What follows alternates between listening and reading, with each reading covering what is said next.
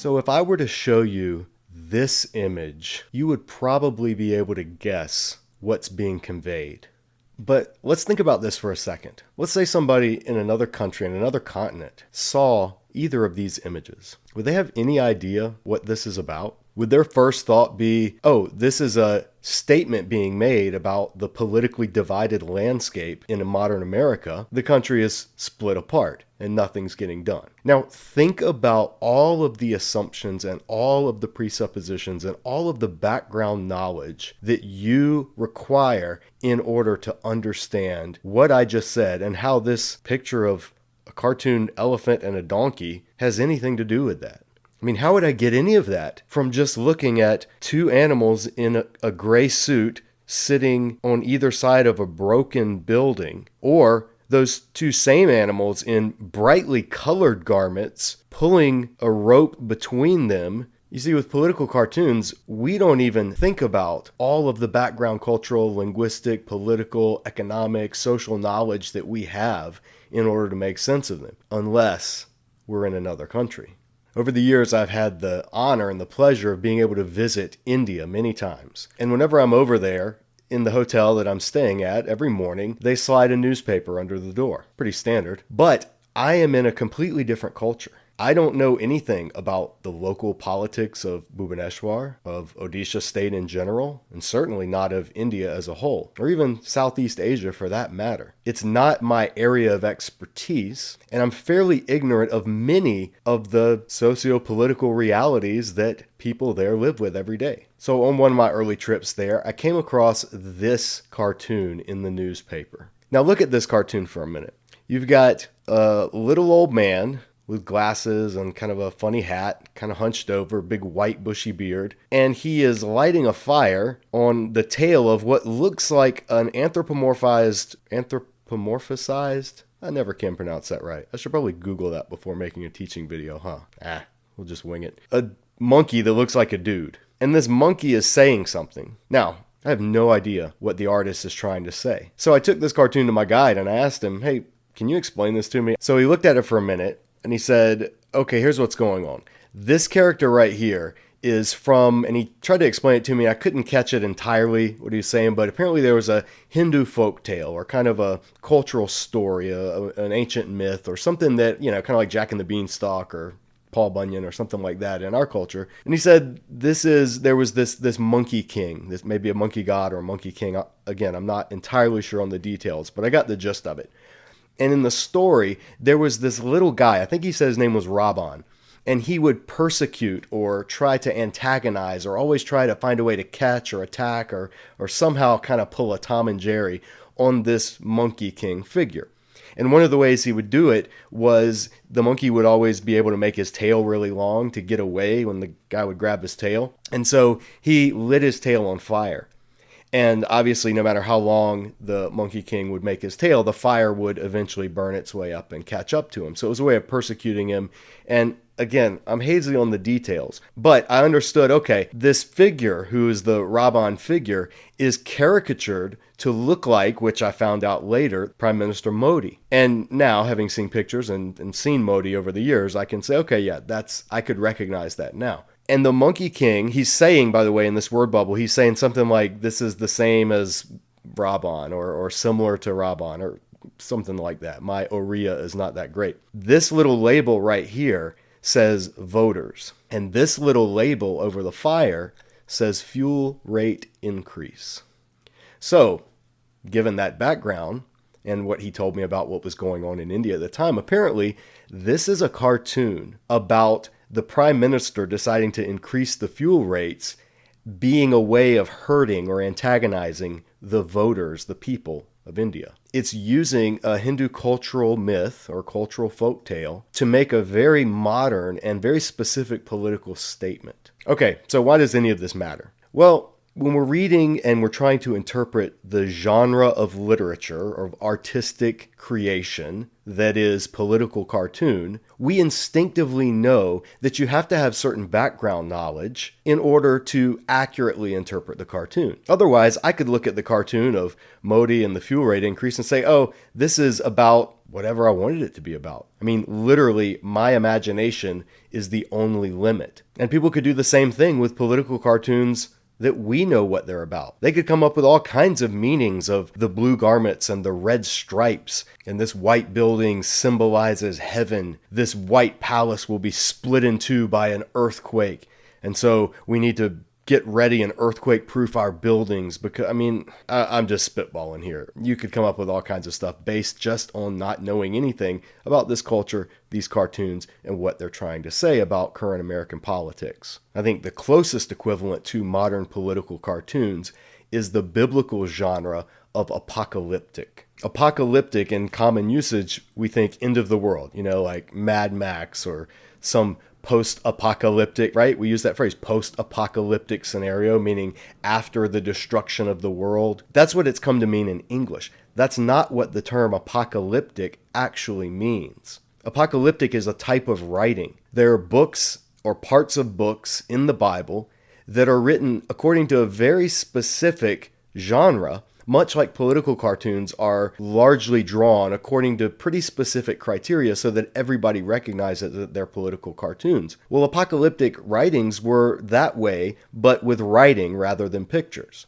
See, the genre of apocalyptic has an actual definition, and I'll read it to you. It's a genre of revelatory literature that reveals something, with a narrative framework, so it's told in a story or at least a loose story framework, in which a revelation is mediated by an otherworldly being, so an angel or a heavenly guide or a deceased holy person who's been taken up into the heavens, to a human recipient, disclosing a transcendent reality which is both temporal, insofar as it envisages eschatological salvation, we'll get back to that in a minute, and spatial, insofar as it involves another supernatural world. So this is wordy because biblical scholars are notorious for being unnecessarily wordy, but it's basically saying apocalyptic writings are literature in which an otherworldly being communicates through a narrative framework to a human recipient in order to show them, to reveal, to disclose a transcendent reality, like what's really true, something beyond just the physical, limited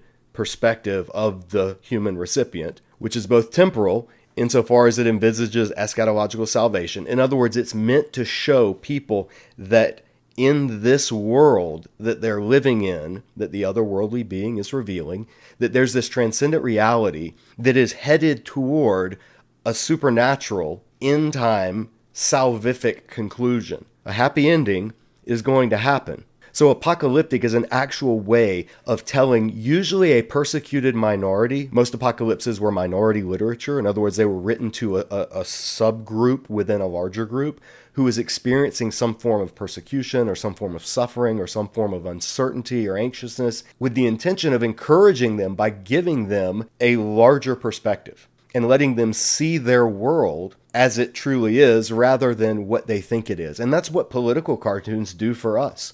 Political cartoons are written to show, hey, you voted for this guy, but in reality, this guy's a pig, and he's just gorging himself off of your income. And so frequently you will have political cartoons where a president with recognizable features is drawn in a caricatured way with like features of an animal, like say a pig or like a rat or some type of undesirable animal or an animal that's associated with some type of action, maybe a snake or something. And the reader, we know that this is talking about a person or the political ideals that that person is the figurehead for, because we know the background. Apocalyptic writings used various stock imagery, so to speak, or drew from various background folk tales or historical events or known current events at the time, or imagery that had a long interpretive tradition. Like when we say, if I were to look at you and say, we're not in Kansas anymore, you would know, even if you didn't know exactly what I meant, maybe you didn't see what I was looking at or whatever, you would at least catch my resonance of the movie The Wizard of Oz. And that's when Dorothy tells Toto, we're not in Kansas anymore, meaning we're in a strange new place or we're in uncharted territory, right? You would catch that reference. Somebody who'd never seen The Wizard of Oz, they would not know what I meant. What does Kansas have to do with anything? Like, yeah, we're not in Kansas. We're in, whatever. So they would miss my illusion that might be so second nature that I don't even realize I'm making an illusion. See, figures of speech, idioms, imagery drawn from shared cultural vocabulary, those are things we take for granted because they're so prevalent we don't even notice them. Well, the biblical writers were no different, and especially the apocalyptic writers, and especially Revelation, because that's exactly what Revelation is. It's the most well-known apocalypse of all the ancient apocalypses. And you know how I know that it's an apocalypse? I'm glad you asked. The very first word in the book in Greek is apocalypsis. That's the word apocalypse, or apocalypsis, if you want to pronounce it in the non-Erasmian pronunciation. Apocalypsis, either way, this is where we get the term apocalypse from. And the book begins the revelation, the apocalypsis, of Jesus the Messiah, which God gave him to show his servants what must take place soon, or swiftly. He signified it, and this is a verb, as seimanin, to make known through the use of signs, of symbols, of imagery. And that's what Revelation is saying Jesus gave this entire book to his servant John for the purpose of doing. By sending his angel to his servant John, so the otherworldly mediator, to the human observer, who then testified to everything he saw concerning the Word of God and the testimony of Jesus the Messiah. So this word testified, it's the verbal form, imarturison, and down here is the noun form, marturion. So these are both forms of the same word, and they are the word that gave rise to our English word martyr. A martyr was someone who gave their testimony. They gave witness. So to witness, to bear witness, to give testimony, the term that became associated with that was martyrion. Now, it doesn't mean that everybody who witnessed was put to death. That's, we don't want to do a word fallacy. But the term does come from that. They are related concepts. And so Revelation was meant to bear witness to Jesus, the Messiah. And it was done through the signifying, through the giving of signs. And it was done in the genre of apocalyptic. And that's what's absolutely crucial to understand before we start picking up and reading the book of Revelation, or listening to somebody else pick up and read to us from the book of Revelation and then start telling us what all it means. Whoever's interpreting this book has to understand it is apocalyptic. It is communicating through signs and symbols, and it's doing so using imagery, concepts, history, politics, language, religious culture of a certain setting, namely the people that it was written to. I mentioned The Wizard of Oz, and it provides a great example. You remember this scene when they go back to Oz and they're terrified, and Oz is getting angry at them, and it's thundering, and there's smoke and fire, and it's a chaotic scene. And then what does Toto do? What did little Toto do? See him right here? He ran over and he pulled back this curtain. And when he pulled back the curtain, all of a sudden that terrifying, omnipotent, awe-inspiring Wizard of Oz was revealed as this little blustering man standing at a console, turning cranks and shouting into a microphone. It completely turned their reality upside down. They got to see Oz, the great and powerful Oz, for who he actually was. Spoiler alert if you've never seen Wizard of Oz. Sorry. Or a more modern example. When I was in college, a movie came out called The Matrix. And in The Matrix, this guy, Neo, played by Keanu Reeves, just a computer hacker dude, had some boring office job by day. His life was fairly uneventful, and he encountered this guy, this otherworldly visitor named Morpheus. And Morpheus, played by Lawrence Fishburne, in this scene says, "You have a choice, Neo. If you take this blue pill, you'll wake up in your bed and you won't remember any of this, and life will go on as normal. But if you take this red pill, you'll see how far the rabbit hole goes." And of course, it would be a terrible movie if he had taken the blue pill. Neo takes the red pill. And what happens? All of a sudden, his entire world is turned upside down. He wakes up in this pod of goo, and he's all shaven with electrodes and stuff sticking out of him. And it is just, he sees what he thought was his normal everyday life was actually a computer program where robots had enslaved the human race, put them in these pods, stimulated their brains with electrodes to make them think they're living this normal life in order to literally use them as human batteries. Spoiler alert, again. That's exactly what Revelation does. Revelation, the apocalypsis, is the red pill in the Bible. Revelation pulls back the curtain. It reveals Jesus for who he truly is. And it does so to these 7 churches in Asia Minor, a province of the Roman Empire. Now, today, it's modern Turkey. And these 7 churches were living within the Roman Empire. And that means they were subject to all of the Roman propaganda, all of the Roman taxation, all of the exploitation by the Roman Empire itself, or persecution at the hands of local officials who were enforcing the cult of emperor worship, whereby the citizens were expected to prove their loyalty to the emperor and their literally religious devotion to Rome in an effort to curry favor and to outdo one another in their Roman patriotism. And so Christians in this context, both Jewish and Gentile Christians,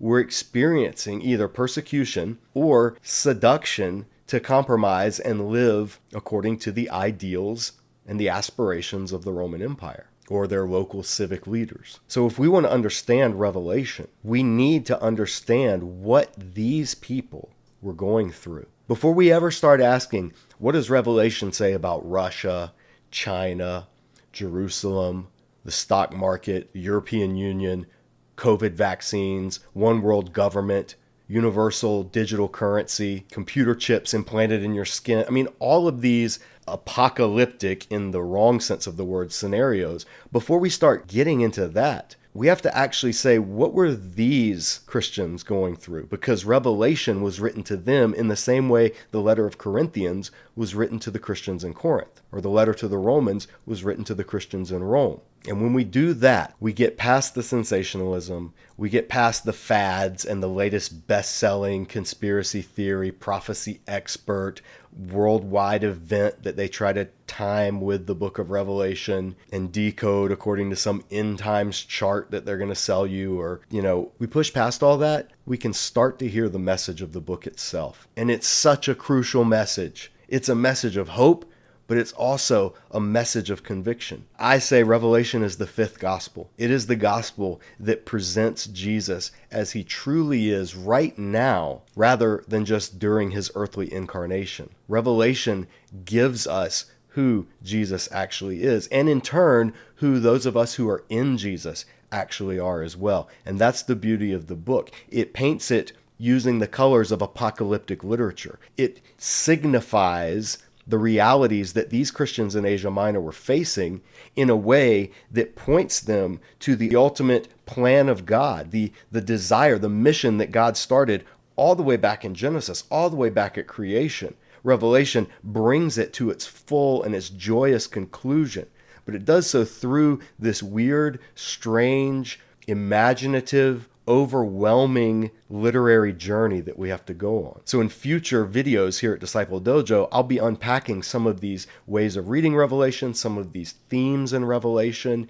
The goal is not so much to teach you this is the way to interpret everything in Revelation, because the best scholars of Revelation out there will tell you there's a lot of stuff in it that we aren't quite sure about. I mean, good luck figuring it out with any degree of certainty. However, the book is not inscrutable. Like these political cartoons, the more background we have about what we're looking at, the more accurately we can understand these images and what they are signifying. And so in the words of my friend David De Silva in his book, Unholy Allegiances, Heeding Revelation's Warning, which I highly recommend this book. It's short, it's not very long, you can read it.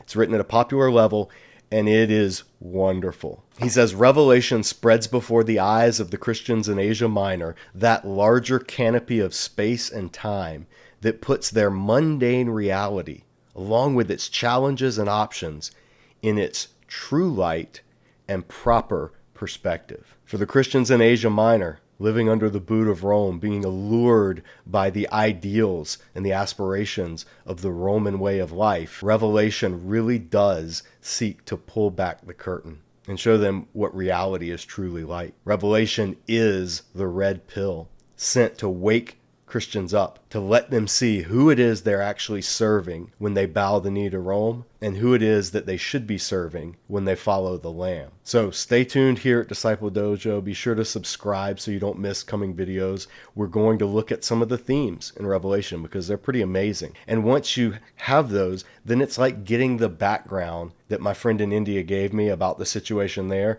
that would make more sense of that cartoon. Or like giving someone from another country the background of American politics so they understand how to read pictures that they may see of donkeys and elephants and them fighting. In the meantime, head over to Superhero Seminary and check out the lecture by our esteemed faculty member, resident expert on all writings strange and unusual, has a whole video that introduces you to the book of Revelation if you've never read it or you've wondered what it's about, so that you can then be better equipped to read and study it and receive the message that the book has for us, because it's an amazing message. See, Revelation, it may have been written to the Christians in Asia Minor, but it was written for Christians all over the world throughout history. Just like the book of Romans, Ephesians, the Psalms, none of those were written to us. Like, none of those were written to modern readers. They were written to the ancient audiences that they were written to. But the truth within them, if we understand and can hear it through the ears and see it through the eyes of the first audience, then we can see those spiritual truths that it has for Christians everywhere, in every culture, in every age. I truly believe Revelation is one of the most applicable, important, and practical books in the entire Bible. I honestly believe that. And I believe that that practicality and applicability has absolutely nothing to do with World War III, nuclear holocaust, end times, signs, or any of that. I believe that the main message of Revelation has been clear, and it has been communicated to Christians in every age of the history of the church. And that's why it's the perfect book to end the biblical canon. So stay tuned for much more here at Disciple Dojo on this amazing book. Check out Unholy Alliances. And if you want to go really deep, we have an entire course here where we walk chapter by chapter through the entire book of Revelation. It's called Revelation, A Guided Tour of the Apocalypse. The link is in the description below. It includes a free downloadable workbook, and you can watch each session right on your screen. You can do it individually.